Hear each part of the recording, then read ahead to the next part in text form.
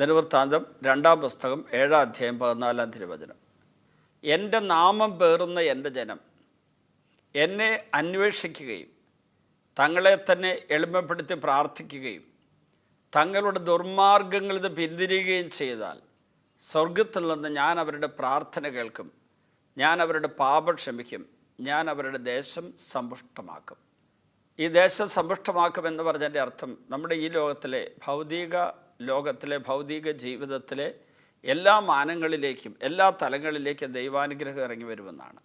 പക്ഷേ നമ്മളൊക്കെ സാധാരണ പ്രാർത്ഥിക്കുമ്പോൾ അങ്ങനെ ഭൗതിക ലൗകിക തലങ്ങളിൽ ശാരീരിക ആരോഗ്യത്തിൻ്റെ കാര്യത്തിൽ സമ്പത്തിൻ്റെ കാര്യത്തിലൊക്കെ ദൈവാനുഗ്രഹം വേണം, ദൈവത്തിൻ്റെ സപ്പോർട്ട് വേണം എന്നൊക്കെ നമ്മൾ ആഗ്രഹിക്കുകയും പ്രാർത്ഥിക്കുകയും ചെയ്യുന്നുണ്ടെങ്കിലും അതിന് തമ്പുരാൻ നൽകിയിരിക്കുന്ന ഒരു വ്യവസ്ഥ, എൻ്റെ നാമം പേറുന്ന എൻ്റെ ജനം, ഹൃദയത്തിൽ ദൈവത്തിന് ഇടം കൊടുത്ത് ഹൃദയത്തെ ആത്മാവിനെ സക്രാരിയാക്കി മാറ്റി ശരീരത്തെ ദൈവാലയമാക്കി മാറ്റി ജീവിക്കുന്ന വ്യക്തികൾക്ക്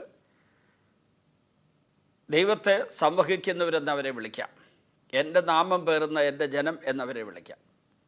അങ്ങനെയുള്ള ദൈവമക്കൾക്ക് അടുത്ത കാര്യങ്ങൾ പറയുകയാണ്. എൻ്റെ നാമം പേറുന്ന എൻ്റെ ജനം എന്നെ അന്വേഷിക്കണം. എന്താണ് ദൈവത്തെ അന്വേഷിക്കുക എന്ന് പറഞ്ഞാൽ? ദൈവം ഉണ്ടോ എന്നുള്ള അന്വേഷണമല്ല, ദൈവത്തിന് എന്നെക്കുറിച്ചുള്ള പദ്ധതി എന്താണ്, അത് ഓരോ നിമിഷവും നമ്മൾ അന്വേഷിക്കേണ്ട കാര്യമാണ്. കാര്യം എന്താണെന്ന് ചോദിച്ചാൽ, ഈ നിമിഷത്തിൽ ദൈവത്തിൻ്റെ തിരിഹിതം എന്താണ്?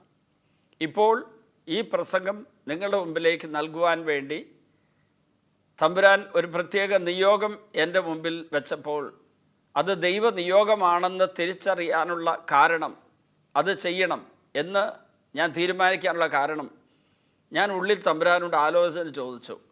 അപ്പോൾ തമ്പുരാൻ എന്നോട് അത് ചെയ്യണം എന്നെൻ്റെ ഉള്ളിൽ എനിക്ക് പറഞ്ഞു തന്നു. ദൈവാന്വേഷണം എന്ന് പറയുന്നത് ദൈവം ഉണ്ടോ ഇല്ലയോ എന്നുള്ള അന്വേഷണമല്ല, ദൈവത്തിൻ്റെ തിരിഹിതാന്വേഷണമാണ്. ദൈവേച്ഛ എന്താണ്, ഓരോ നിമിഷത്തിലും ഓരോ കാര്യത്തിലുള്ള ദൈവത്തിരിഹിതം എന്താണെന്നുള്ള അന്വേഷണമാണ്. അതിന് കണ്ണടച്ച് പ്രാർത്ഥിക്കുമ്പോൾ ദർശനം കണ്ടതുകൊണ്ട് മാത്രമല്ല ദൈവത്തിരിഹിതം അറിയുന്നത്. അങ്ങനെ വരം കിട്ടിയവരുണ്ട്, സ്വർഗീയ ദർശനങ്ങളിലൂടെ ദൈവസ്വരം കേൾക്കുന്നവരുണ്ട്, ദൈവത്തിൻ്റെ തിരിഹിതം അറിയുന്നവരുണ്ട്.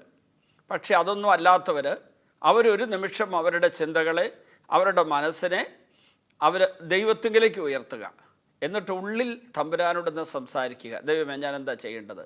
അപ്പോൾ ഉള്ളിൽ നല്ല തോന്നിപ്പുകളായി, നല്ല ഉൾക്കാഴ്ചകളായി, നല്ല നിവേശനങ്ങളായി തമ്പുരാൻ നമ്മോട് സംസാരിച്ചു കൊള്ളും.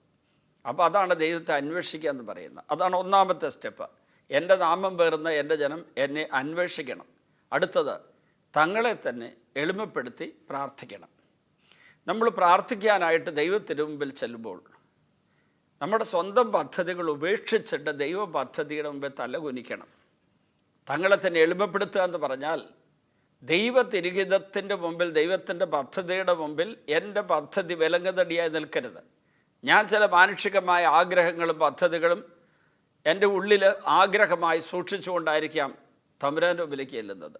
അത് നടപ്പിലാകണം, അങ്ങനെ വേണം, ഇത് ചെയ്തു കിട്ടണം എന്ന് നിർബന്ധ ബുദ്ധിയുണ്ടെങ്കിൽ അവിടെ ദൈവത്തിന് എന്നെ നയിക്കാൻ പറ്റില്ല.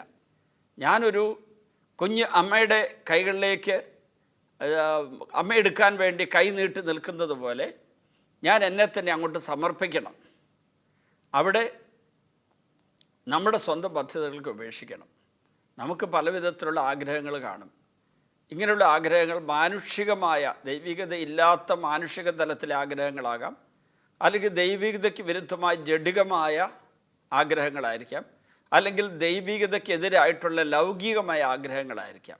അതിൽ നിന്നുണ്ടാകുന്ന നമ്മുടെ ചില പദ്ധതികൾ തമ്പുരാൻ്റെ മുമ്പിൽ സറണ്ടർ ചെയ്ത് കഴിയുമ്പോൾ, സമർപ്പിച്ച് കഴിയുമ്പോൾ ദൈവത്തിൻ്റെ തിരിഹിത പ്രകാരം നമ്മളെ ദൈവം നടത്തിക്കൊള്ളും.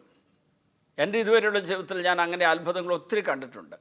എൻ്റെ ആഗ്രഹം, എൻ്റെ പദ്ധതി ചില സമയത്ത് അത് വേണമെന്ന് ഞാൻ ആഗ്രഹിച്ചിട്ട് അതിനു വേണ്ടി പരിശ്രമിക്കുമ്പോൾ ചിലപ്പോൾ തടസ്സങ്ങൾ വരും. തടസ്സങ്ങൾ വരികയാണെങ്കിൽ അപ്പോൾ എനിക്ക് മനസ്സിലാകും ദൈവത്തിനെന്തോ പറയാനുണ്ട്, ദൈവത്തിനെന്തോ എന്നിൽ തിരുത്തൽ വരുത്താനുണ്ട്, ദൈവത്തിന് എൻ്റെ ഏതോ പദ്ധതി ഉപേക്ഷിക്കുന്ന കാര്യം എന്നോട് പറയാനുണ്ട്, ദൈവത്തിന് ദൈവിക പദ്ധതി എന്നോട് പറഞ്ഞു തരാൻ ആഗ്രഹമുണ്ട്. അതിന് അങ്ങനെ ഒരു അത്ഭുതം സംഭവിക്കണമെങ്കിൽ നമ്മൾ ദൈവ തിരുമുമ്പിൽ കാത്തിരിക്കുന്നവരാകണം. അതിന് English to wait upon the Lord എന്ന് പറയും. കർത്താവിൻ്റെ തിരുമുമ്പിൽ കാത്തിരിക്കുക, ക്ഷമയോടെ, എളിമയോടെ, വിശ്വാസത്തോടെ, സ്നേഹത്തോടെ കാത്തിരിക്കുക. അത് ഇച്ഛാഭംഗത്തോടെ ആകരുത്. അക്ഷമനായിട്ട് ഞാൻ അവിടെ ഇരിക്കരുത്. ഇംപേഷ്യൻസ് വേണ്ട. അവിടെ ക്ഷമയോടെ കാത്തിരിക്കണം. ദൈവത്തിന് മുമ്പിൽ തലകുനിക്കാനുള്ള എളിമയുണ്ടായിരിക്കണം. അങ്ങനെ കാത്തിരിക്കണം. തങ്ങളെ തന്നെ എളിമപ്പെടുത്തണം. എന്നിട്ട് വേണം പ്രാർത്ഥിക്കാൻ. അവിടെ ആ പ്രാർത്ഥന പലവിധത്തിലായിരിക്കാം. ദൈവിക വെളിപാടിന് വേണ്ടി ദാഹിച്ച് ഉള്ള വെറും കാത്തിരിപ്പ് തന്നെ ഒരു പ്രാർത്ഥനയാണ്. ദൈവിക വെളിപാട് കിട്ടാൻ വേണ്ടി ദൈവമേ എന്നോട് സംസാരിക്കണമേ എന്ന് സാമുവൽ പ്രവാചകൻ കുഞ്ഞായിരുന്നപ്പോൾ ഏലി പുരോഹിതൻ വഴി കേട്ട വചനം അതായിരുന്നല്ലോ, കർത്താവെ അരുളി ചെയ്താലും ഇതാ ദാസൻ ശ്രവിക്കുന്നു എന്ന് പറഞ്ഞ് കാത്തിരിക്കുക. അപ്പോൾ സാമുവേലിനെ ദൈവം വിളിക്കുമ്പോൾ ആ വിളിക്ക് പ്രത്യുത്തരം കൊടുക്കാനായിട്ട് ദൈവം അവനിൽ നിന്ന് ചിലതിൽ ആഗ്രഹിച്ചു. അവൻ കാത്തിരുന്ന് ദൈവമേ അങ്ങ് സംസാരിക്കണമേ എന്ന് പറയണമെന്ന്. അതുകൊണ്ടാണ് സാമുവേലിനെ ദൈവം പിടിച്ചുയർത്തിയത്, ഒരു പുരോഹിതനും പ്രവാചകനുമൊക്കെ മാറ്റിയത്. അപ്പം നമ്മൾ അതുപോലെ ദൈവത്തിന് മുമ്പിൽ ദൈവത്തിൻ്റെ തിരുഹിതം അറിയാൻ വേണ്ടി കാത്തിരിക്കുമ്പോൾ സ്വന്തം പദ്ധതി ഉപേക്ഷിച്ചിട്ട് ദൈവത്തോട് യാചിക്കാം, പ്രാർത്ഥിക്കാം.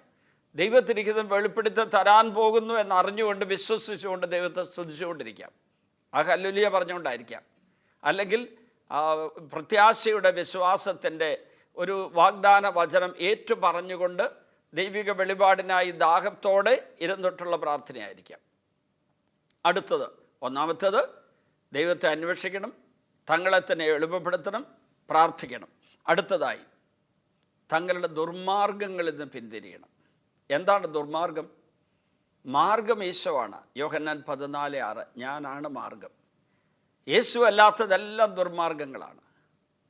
ഈ ലോകത്തിൽ നമ്മുടെ മുമ്പിൽ തെളിഞ്ഞു വരുന്ന ഈ ലോകം നമ്മുടെ മുമ്പിൽ അവതരിപ്പിക്കുന്ന പല വഴികളും പല മാർഗങ്ങളും പൈശാചികമാണ്. പല മാർഗങ്ങളും എളുപ്പത്തിൽ പണമുണ്ടാക്കാൻ, അതുപോലെ തന്നെ